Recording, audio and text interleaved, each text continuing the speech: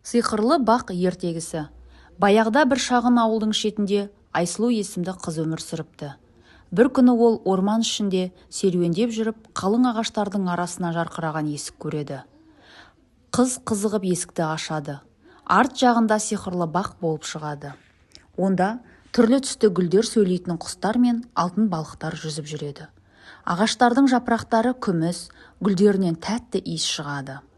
Айсұлу бақтың иесі ақ шашты сиқыршы әже кездеседі. Бұл бақ жақсылық пен мейірімділікке толы.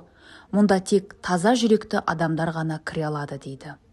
Айсұлу бақ ішінде жүргенде бір кішкентай гүлден жылаған дауыс естиді. Қараса кішкентай перизат гүл ішінде қамалып қалыпты.